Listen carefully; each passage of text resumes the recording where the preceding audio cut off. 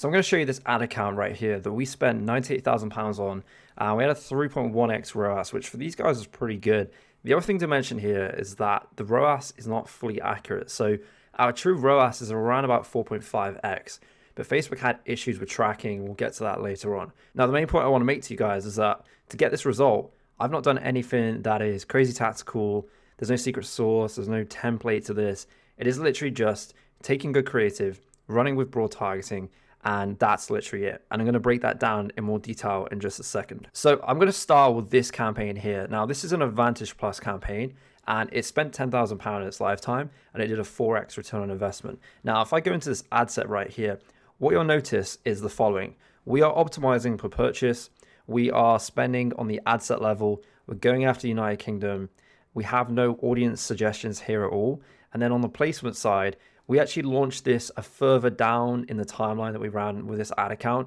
So basically what we found was that Facebook feed, IG feed, video feeds, and stories performed best overall. And so I actually just excluded these because they didn't perform very well. But other than that, everything is very basic here. It's completely broad. And when you start your own campaigns, you can literally use Advantage Plus placements, run that for a few weeks. And then if you do get data that shows that, Instagram profile feed is not converting, you can just exclude that. Now, inside of this Advantage Plus campaign, you can see that this is the creative that we ran.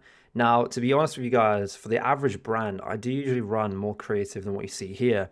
But these guys are in a unique position because on TikTok, they were posting several times a week, and we found over time about 5 to 10 videos that had a lot of organic traction, really good engagement, really good number of saves, comments. So what we did is we took that piece of content, reformatted it slightly, and then we ran it on Facebook as an ad campaign. And you can see here the difference in ROAS between the different ads. So if I go to the top performer here, for example, what we did was we took the content that was on the website, so all of the copy, we plugged it into ChatGPT. It basically wrote this. We created a few variations of this. We tested it. And then for the headline, what we usually do is we just put in the offer. So if you're doing 10% off, usually what works is you put that in the headline because it stands out, like you can see here. And then obviously we go straight to the product page, and that's literally it. So we ran this. We also ran these other ads here that also did pretty decently. And this is a common trend in this ad account to get these types of results. We just have an Advantage Plus, we have different creative, and the only thing that we're changing in the Advantage Plus are very basic things like the country, or even like an age range that we want to go after. Now, the next thing to show you is the bottom of funnel campaign. And this is actually really interesting because the way we split the bottom of funnel up is by first party and third party custom audiences. So basically this ad set down here is first party data. And we had in here anyone that watched our videos and also anyone that engaged with the page. Now, what you can see is that that had the highest volume of purchases and had a 3.5x, and it actually did better than going after people that went to the website. And I know a lot of you guys are probably surprised by that. And the reason is quite simple. Facebook has a hard time trying to track people that have left the Facebook app and have gone to a website.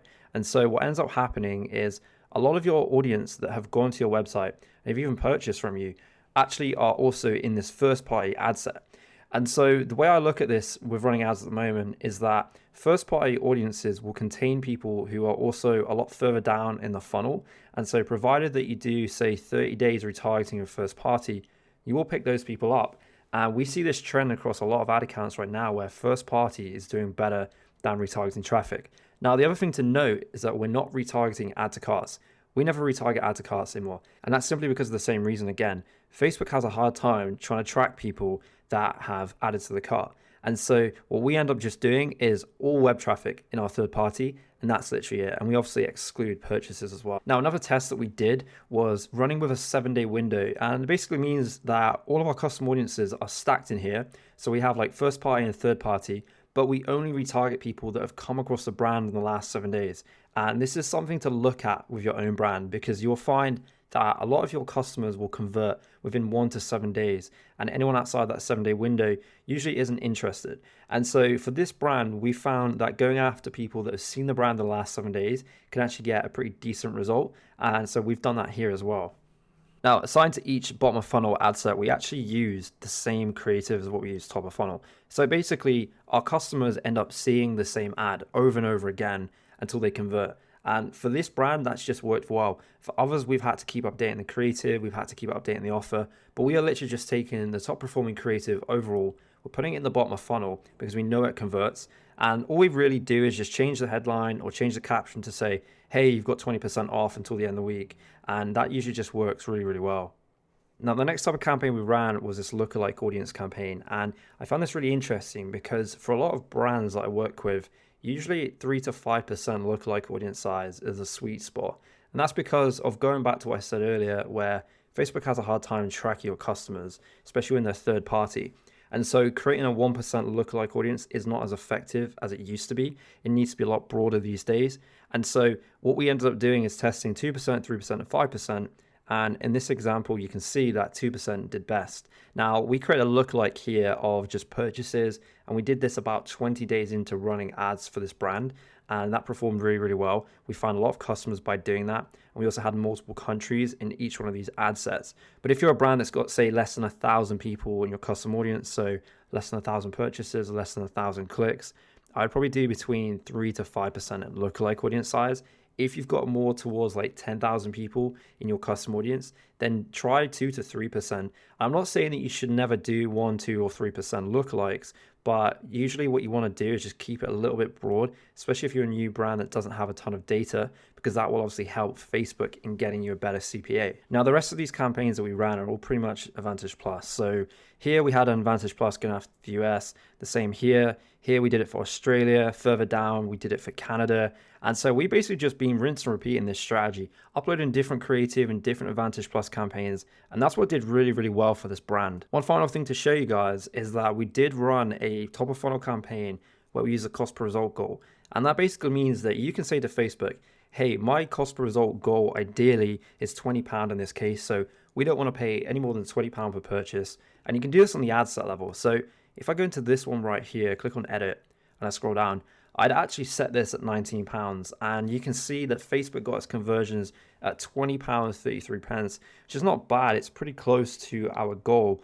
And the way the cost per result goal works is you have to set a number that is realistic. So in this example here, I wouldn't go in and add, say, a £10 cost per result goal because I don't have enough data that shows that that's achievable. So what you have to do is look at your average cost per purchase, see what your lowest cost per purchase has been, set it at that cap, and then you may have to adjust that number based on the performance and based on how much money it spends.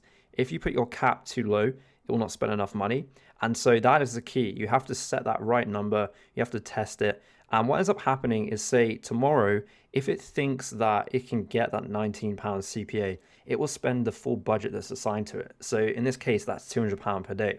But then maybe 3 days later, it doesn't think that it can get that result because of auction competition. And so in that case, the ad set wouldn't spend any budget. And so what you can do with this strategy is have several ad sets running with pretty tight bid caps where you see some days it spends and some days it doesn't. But provided that you have several of these running, they all spend something each day and you can get a pretty good cost per result if that makes sense. So I hope this video makes sense. And the key takeaway I want for you guys from this video is that this is a brand that have spent close to £100,000. They've done a 3x ROAS. Our true ROAS is about 4.5x. And I just want you guys to know that sometimes less is more. Sometimes just having a couple of Advantage Plus campaigns running with good creative, that's all you need. And it's very hands off. Like Facebook did all the work here. All we did was just worked on the creative, worked on the strategy, ensured we had good customer service. That's what we focus our time on. Facebook did the rest for us. Facebook got us these results because we gave it an entire audience to work with rather than going after something really specific.